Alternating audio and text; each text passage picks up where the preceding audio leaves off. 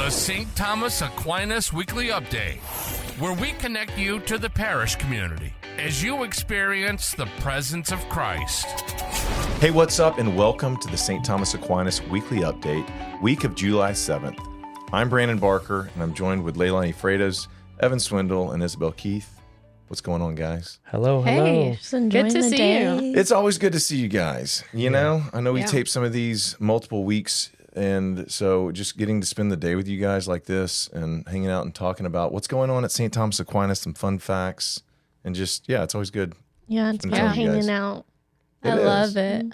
It's nice when you enjoy the people that you work with. It's a blessing. Yeah, I'll bless you. say really amen is. to that one. That's the best part. The best part. So, thank you guys Yeah. for that and just taking time to do this weekly update. Again, we're going on, this is our third month, I believe, like doing so. And just coming at you roughly 10 minutes a week, talking about fun facts that are going on around the faith and the parish, kind of some highlights of things that are going on at St. Thomas Aquinas this week, and then highlighting a ministry or different things about the parish that you may not know. And so that's what we're here and what we're doing. So we'll get kicked off with a fun fact of the day.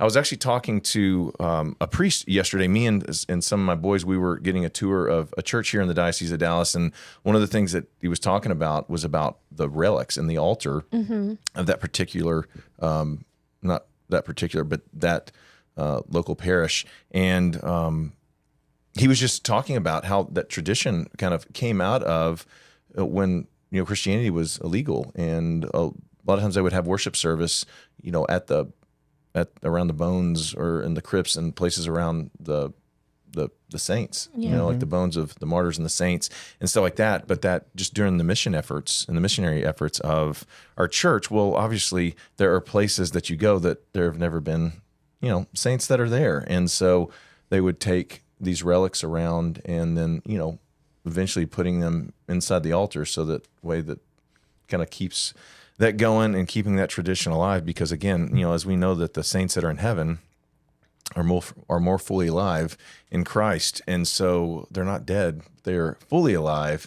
And so, but the material, the temporal, the body, the bones that our Lord's giving us, it's got value and it's got worth. And as we read the scriptures, we realize that God uses things like relics that he does, because it's ultimately God that is doing it all. Right? Like any good thing that happens, it's always done God is the source. But he uses things and people and relics and stuff to communicate his power and his healing and ultimately his restoration of the world through. And so, the fun fact, that's like the big long tee up. It's the leading. It's the lead in. That's like the tee up. But Brandon, what is the fun fact? The fun fact, what relics are in the altar at St. Thomas Aquinas?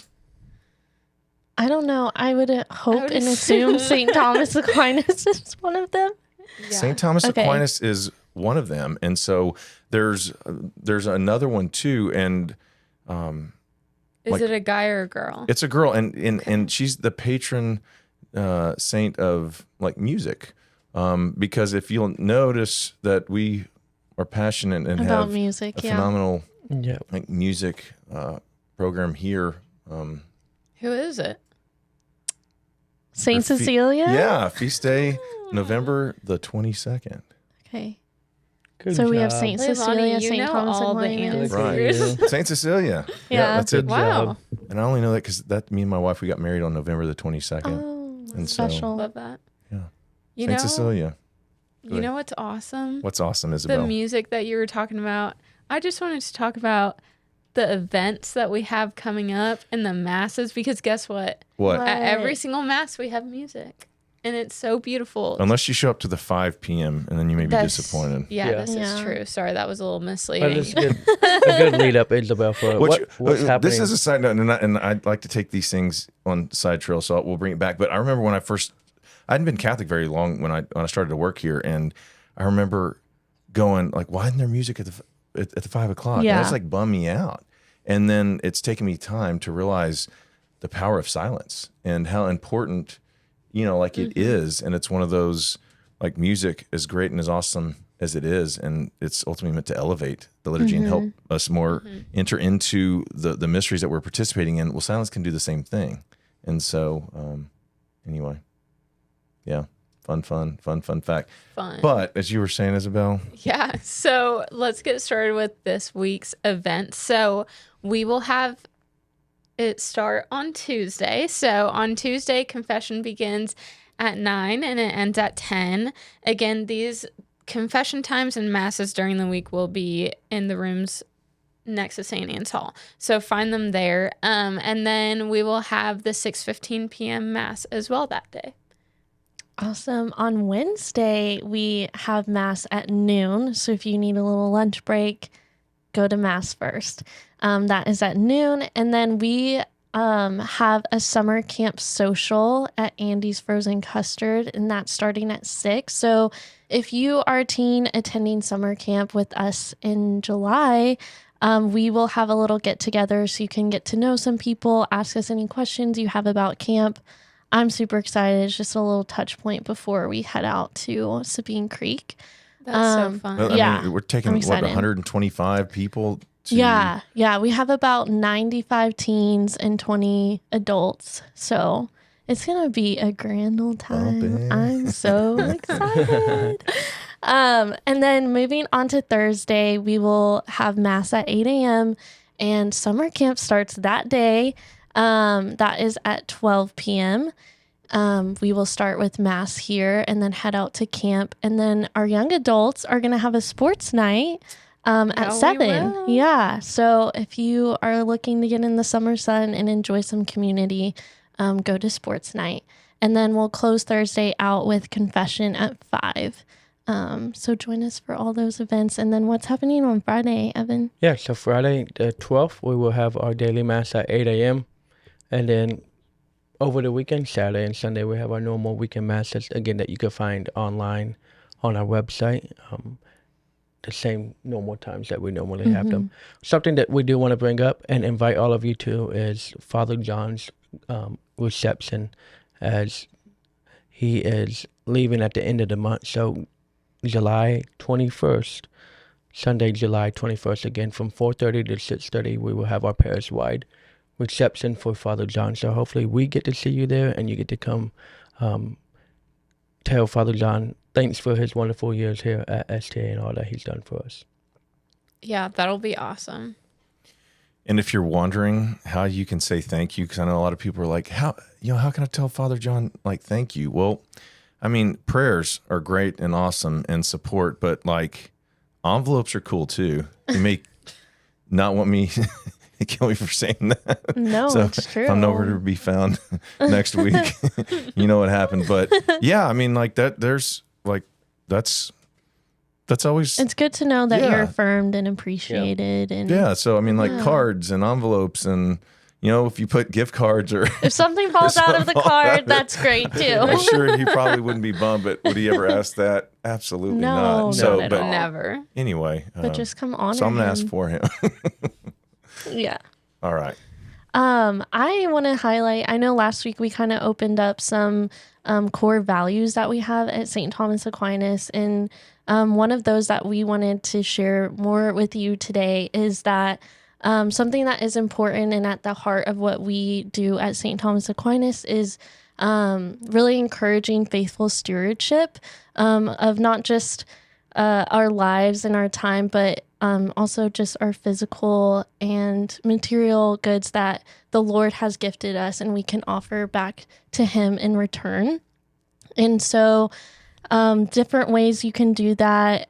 There's so many different ways, but I know, Isabel, if you want to talk about what giving looks like at St. Thomas Aquinas. Yeah. So like Leilani said, you can give with your time, but you can also give with your treasure. So we have baskets that go around every single Sunday. We usually have a first and a second collection then. We also have online giving where you can sign up to give one time or you can sign up to give weekly. And that's really, really great. It's a safe way to give. And then you can also find out on our website, you can click the link to give and you will be able to find those reoccurring payments like I was talking about. So those are just really, really great ways to give. Also, if you come to an event of ours, Whether it's youth group or faith formation or young adult, you can always donate there as well. So I hope that helps.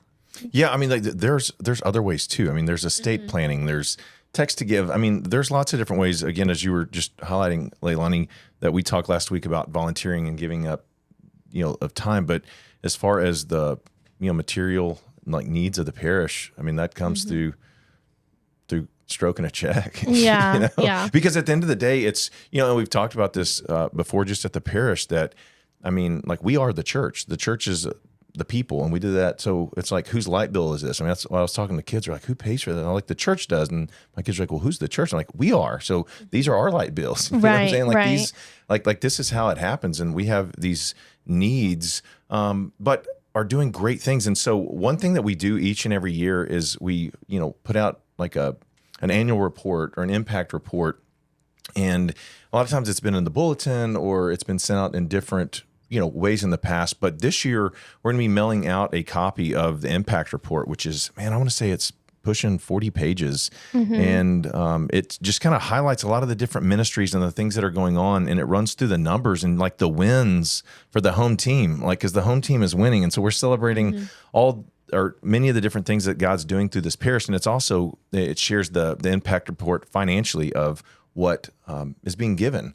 Just what the costs are and what the needs are now, but moving forward, and then just based upon parishioners and percentage of giving and just how it's going down. So we kind of have an idea how we're doing, where we're winning, where we need some improvement, and just kind of going on from there. So that will be mailed out. Man, if it should be next week. So you should, if you're a parishioner, you should get a copy. There will be copies in the back of the church. Over the next couple of weeks, for those that didn't get one in the mail, there will be those made available in the back of the church. Yeah, I'm really excited to see that. And it's just a reminder to be discerning of like, how are we spending our time, talent, and treasure? And that is all from the Lord. And how can we give that back to him? But speaking of that, I'd love to talk to you all about the updates that we have with the parish. Like Evan was saying, there are the biggest piles of dirt everywhere at St. Thomas right now. So right now we have piles of dirt around the outside, the exterior of the parish, and those are connected to the sewer drains. So the sewer drains were actually collapsing on themselves. So that's one project that we're doing. We're replacing all the sewer drains. And then if you move into the courtyard, you'll see more piles of dirt. So there you'll see that they are digging underneath the actual church and they're releveling the church itself, which is a giant project, but they're doing really, really good. They're doing solid work. And then inside of the church right now, we are moving our pipe organ back into the choir loft. Oh, yeah. And you may have seen that it looks like the organ is still there. But what I've learned through this project is they take out every single individual pipe. I thought you were going to say it's a hologram, and it's not. It's a hologram, guys. It's not real. No, so they take out the interior of the organ, and everything exterior that you see is, I think, mainly for design, so that it looks good. Aesthetic. Yeah. Yes. Mm-hmm. So we shipped it off to Canada, and the guys from Canada are here with us for a month, and they're working on it right now. So they restored the organ. It's back and it's ready. We just need to reassemble it, put it back together, and it will be all good. Pumped. Yeah. St. Thomas Aquinas family, remember that we are walking with every person that we encounter to experience the presence of Christ. Until next time, we'll see you next week. Godspeed. You've been listening to the St. Thomas Aquinas Weekly Update. We hope you've enjoyed the show. We'll be back soon. But in the meantime, reach out to us on Facebook and Instagram at STA Dallas and visit the website at www.stadallas.org.